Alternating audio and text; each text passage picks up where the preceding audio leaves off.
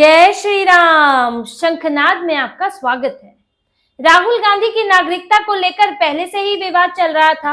उन पर दोहरी नागरिकता होने का आरोप है। उसका मामला कोर्ट में था। गृह मंत्रालय उसकी जांच कर रहा है, यानी कि उस पर दस्तावेज इकट्ठे कर रहा है।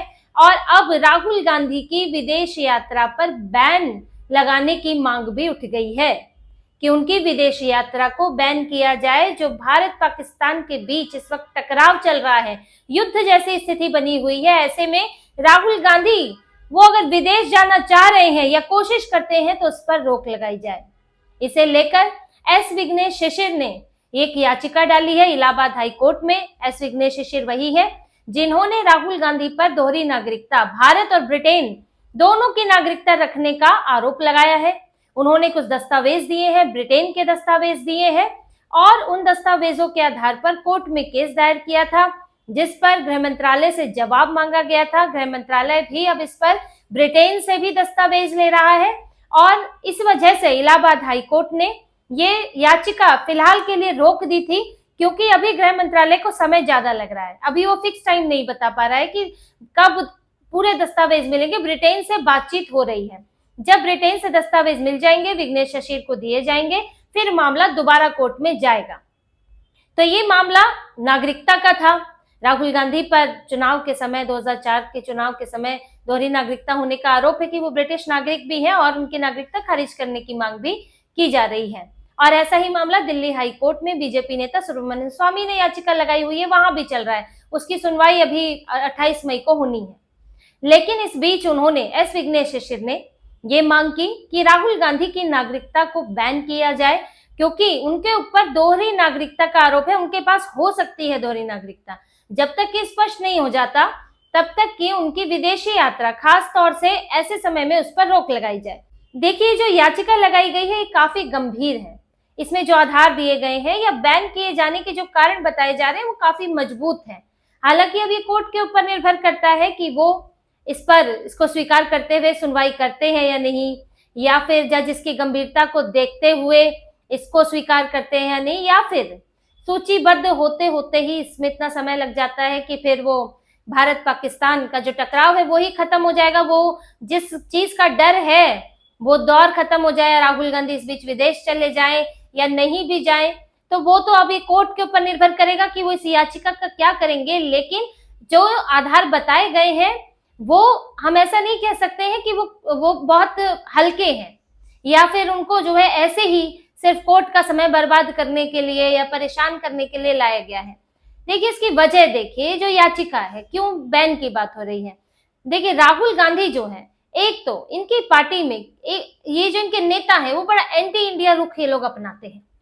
इनके बयान देखिए, सवाल उठाएंगे, धर्म के नाम पर युद्ध हुआ है कि नहीं, धर्म के नाम पर हमला हुआ कि नहीं, इस पर भी सवाल इन्होंने उठाया कि नहीं, धर्म देखकर नहीं मारा गया।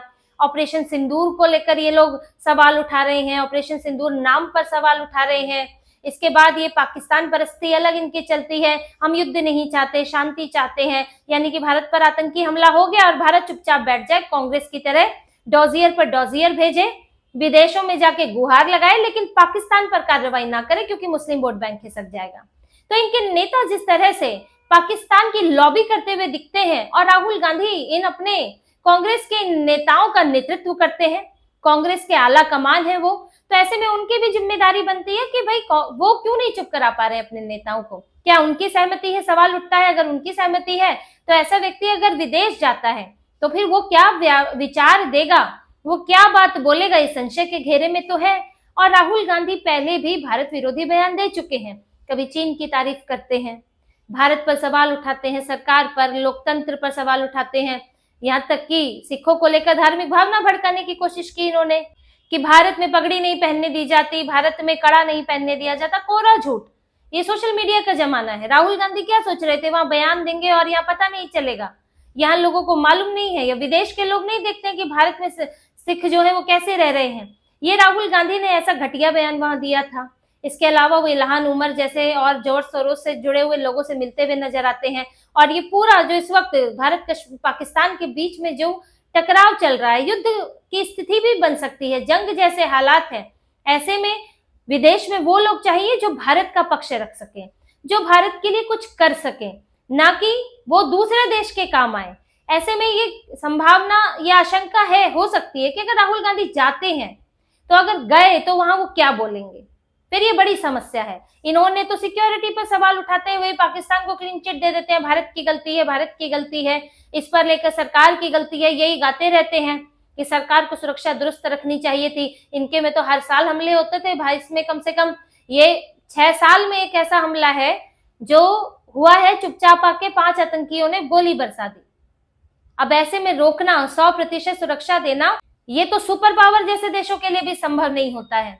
लेकिन राहुल गांधी के बयानों पर आप भरोसा नहीं कर सकते, इसलिए एहतियात के तौर पर उनकी विदेश यात्रा पर बैन या फिर अनुमति लेकर ही वो जा सकते हैं, इस तरह का कोई नियम तो जरूर बनाना चाहिए। दूसरा देखिए, इकोनॉमिक ऑफेंडर जो होते हैं, जैसा कि वो फायदा उठाते हैं, वो लोग विदेश भाग जाते हैं। अब विजय माल्या, नीरव मोदी जैसे जो लोग हैं वो विदेश चले जाते हैं और फिर वहां से लाना बड़ा मुश्किल होता है उनको, क्योंकि ये टेररिज्म में वो शामिल नहीं होते हैं, किसी वैसे अपराध में शामिल नहीं होते हैं जैसे कि ड्रग्स या किसी और में अंतर्राष्ट्रीय सुरक्षा एजेंसियों के जरिए कोई कार्रवाई की जा सके, क्योंकि ऐसे अपराधियों को लेकर वो ज्यादा गंभीर होती है। पर इकोनॉमिक ऑफेंस को उस तरह से विदेशों में वो नहीं लेते, और वो भी दूसरे देश का मामला है। तो ऐसे में कई तरह के बहाने जो है ये आरोपी बना देते हैं, वहां जेल अच्छी नहीं है, वहां मेरे खिलाफ ऐसा हो जाएगा, मैं तो कर्जा चुकाने को तैयार हूँ, बड़ा मुश्किल होता है वापस लाना। और राहुल गांधी भी इस वक्त एक इकोनॉमिक ऑफेंस में फंसे हुए हैं। नेशनल हेराल्ड का मामला है, जहां पर 5,000 करोड़ की संपत्ति, जो कि एसोसिएटेड जर्नल्स लिमिटेड, जो कि नेशनल हेराल्ड अखबार छापती थी, उसकी संपत्ति को जोड़ तोड़ करके राहुल गांधी सोनिया गांधी पर उसको हड़पने का आरोप है। एजेएल को पहले किसने पैसा दिया? कांग्रेस ने उधार दिया, एजेएल चुका नहीं पाई तो यंग इंडियन प्राइवेट लिमिटेड बनाई, उसने एजेएल को का स्वामित्व ले लिया, फिर लोन माफ हो जाता है, फिर सोनिया गांधी राहुल गांधी जो है ये यंग इंडियन प्राइवेट लिमिटेड के 76% मेजॉरिटी शेयर उनके पास आ जाता है। अब एजेएल भी उनके पास आ गई एक तरह से, और एजेएल की संपत्ति 5,000 करोड़ की बताई जाती है। और इसमें भी जैसा कि ईडी ने इस पर चार्जशीट इनके खिलाफ दायर कर दी है। अब ये बात सिर्फ पूछताछ तक नहीं रही है, चार्जशीट दायर हो गई है और सुनवाई कभी भी शुरू हो जाएगी, क्योंकि अभी राहुल गांधी सोनिया गांधी से जवाब मांगा है। सैम पित्रोदा भी डायरेक्टर थे, कभी उनसे भी, राहुल गांधी के राजनीतिक गुरु सैम अंकल, उनको भी नोटिस जारी किया गया है। और कांग्रेस ने इस बार मांग की थी कि उसको समय चाहिए स्टडी करने के लिए दस्तावेज, इसलिए 21 मई की तारीख रखी गई है। लेकिन अब देखिए कितने बड़े मामले में राहुल गांधी फंसे हुए हैं, और इनको एक ऐसा ऑफेंडर माना है ईडी ने, जो जांच होने के बाद भी ईडी जांच कर रही है, मामले में केस दर्ज है, फिर भी ये कमाई किए जा रहे हैं, जेल से रुक नहीं रहे गलत काम करने से। 142 करोड़ का रेंट कमाया है, जिसमें से कई तो फर्जी बताया जा रहा है, यानी कि फर्जी लोगों के जरिए जो है ये इन्फ्लुएंस करके उनसे लिया गया है। इन्होंने अभी एक तरह का इकोनॉमिक ऑफेंस है जिसकी जांच हो रही है। अब राहुल गांधी जाते हैं और वहां से आना नहीं आना या क्या वो कर दे, कौन जानता है। वही विजय माल्या भाग के आएगा नहीं आएगा ये थोड़ी किसी को पता था। फिर ब्रिटिश नागरिकता का मामला भी चल रहा है और ब्रिटेन से ही दस्तावेज आने हैं, और वहां पर राहुल गांधी जाएं, वहां क्या करें, किस चीज को इन्फ्लुएंस कर सकते हैं, अब सब पर तो आशंका बनी ही हुई है। ये कह नहीं सकते हैं ना कि वो क्या करेंगे, इसीलिए ये पहले से ही इसका ध्यान रखने की बात है कि ऐसी चीजें पड़े ही नहीं, ऐसे मौके पड़े ही नहीं कि फिर जांच एजेंसियों के लिए मुश्किल खड़ी हो जाए। बात नेशनल सिक्योरिटी की भी हो जाती है, तो नेशनल सिक्योरिटी का ध्यान रखते हुए भी इस मामले को देखना चाहिए कि आप कम से कम बिना परमिशन के तो वो ना जा सके भारत से बाहर राहुल गांधी। तो राहुल गांधी क्योंकि दोहरी नागरिकता की बात है और उनके लिए ब्रिटेन में भी मुश्किल नहीं है, जाए तो वहां की नागरिकता अगर उनके पास है जैसा कि आरोप है तो उनके लिए ये इतना मुश्किल नहीं होगा। फिर वो ऐसा नहीं कि वीजा पर या किसी चीज पर उनको ठहरना पड़ेगा, तो ये अधिकार उनके वहां पे बढ़ जाएंगे। तो इसीलिए पहले इस मामले की जांच होनी जरूरी है कि उनके पास कहाँ की नागरिकता है, कब कहाँ की नागरिकता छोड़ी, कहाँ की ली। उसके बाद कम से कम ये भारत पाकिस्तान का जो टकराव चल रहा है उसके बाद ही उनकी जो विदेश यात्रा है उस पर बैन हटना चाहिए। इस दौरान तो बिल्कुल नहीं, क्योंकि ये लोग नैरेटिव गलत बनाते हैं, भारत के खिलाफ नैरेटिव बनाते हैं। अब उन्होंने आधार दिए हैं, अपनी चिंताएं जाहिर की है कोर्ट के सामने, लेकिन अब क्योंकि पहले याचिका सूचीबद्ध होती है, रजिस्ट्रार सूचीबद्ध करता है, फिर उस पर सुनवाई होती है, यानी कि एक्सेप्ट होगी, फिर सुनवाई होगी। अब ये तो आगे देखना होगा कि कब कितने दिनों में एक्सेप्ट होती है, कब सुनवाई होती है। तो ये अपनी कोशिश तो उन्होंने की है विघ्नेश शिशिर ने, बाकी कोर्ट के ऊपर है। लेकिन उन्होंने ये बात जरूर सोचने के लिए तो मजबूर कर दिया है कि जिनके पर इतने गंभीर आरोप लगे होंगे, क्योंकि वो एलओपी हैं, इतना बड़ा पद रखते हैं और दोहरी नागरिकता का आरोप उन पर लग रहा है, तो फिर उनके ये सुरक्षा का मामला बन जाता है अगर वो कहीं भी देश विदेश जाकर किसी से मिलते हैं। और देखिए, राहुल गांधी की विश्वसनीयता पर भी सवाल उठाता है और ये विश्वसनीयता आजकल भी बहुत ज्यादा संदेह के घेरे में है, जिस तरह का कांग्रेस का रवैया है। और देखिए, ये राहुल गांधी की विश्वसनीयता पर भी सवाल उठाता है और इसका जो कारण बनते हैं वो राहुल गांधी खुद बनते हैं, इनके जो कोर ग्रुप के नेता हैं वो बनते हैं, कांग्रेस के दूसरे नेता बनते हैं। 5 नेता हैं कांग्रेस के जिन्होंने कांग्रेस को मुंह दिखाने लायक नहीं छोड़ा। हालत ये हो गई कि कांग्रेस को बैकफुट पर आना पड़ा। राहुल गांधी के चेहरे से उनका दर्द छलक रहा है कि किस तरह से भारत की जीत से, मोदी सरकार के इस कड़े कदम से कांग्रेस जो है वो बेहोश होती दिख रही है। कांग्रेस को आगे कुछ समझ नहीं आ रहा है कि क्या किया जाएगा, चुनाव का ही गुणा भाग करने में लगी हुई है। ये सब के कारण भी शंकाएं होती है। देखिए, इनके 5 नेता हैं, कैसे बयान दिए उन्होंने। पृथ्वीराज चौहान क्या कहते हैं, ऑपरेशन सिंदूर नाम रख के सरकार भावनात्मक फायदा उठाना चाहती है। जैसे कि सेना के अभियान का नाम है ऑपरेशन सिंदूर, बीजेपी के चुनावी कैंपेन का नाम नहीं है। चुनावी कैंपेन का नाम ऑपरेशन सिंदूर रखती तब आप सवाल उठा सकते थे, लेकिन इन्हें सेना के अभियान से भी समस्या है। फिर कांग्रेस को बोलना पड़ा जी भाई हमारा इससे लेना देना नहीं है, तो व्यक्तिगत मामला है। उदित राज वो तो अलग ही सेक्युलर मोड में चल रहे हैं, खुद तो हिंदू धर्म छोड़ के बौद्ध धर्म अपना चुके, तो हिंदुओं पर ही सवाल उठाते हैं कि ये तो हिंदुओं से जुड़ा हुआ ऑपरेशन सिंदूर है। सनातन की धरती है तो सनातन के नाम होंगे, ब्रह्मोस मिसाइल और अर्जुन मिसाइल होती है तो ऑपरेशन सिंदूर होगा। तो इनके भी बयान से कांग्रेस को पल्ला झाड़ना पड़ा। इससे पहले इनके मुख्यमंत्री सिद्धारमैया, उन्होंने कहा नहीं हम तो शांति चाहते हैं, हम युद्ध नहीं चाहते हैं।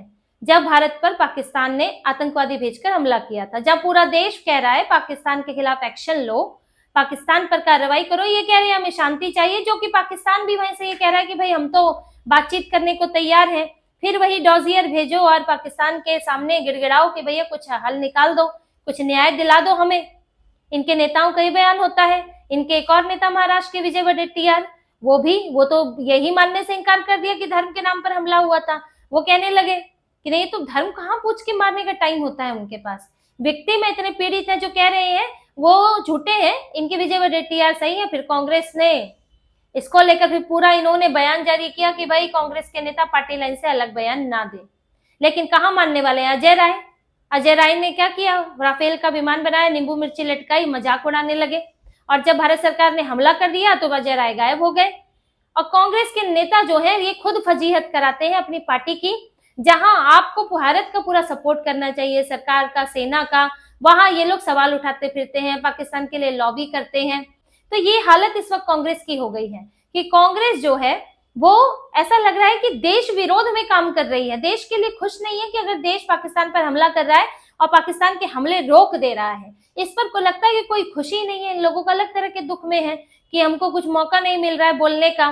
तो राहुल गांधी, उनके तरीके, उनकी विश्वसनीयता, ये सब इनके नेताओं के कामों और उनके खुद के रवैये के कारण जो है संदेह के घेरे में आ जाती है।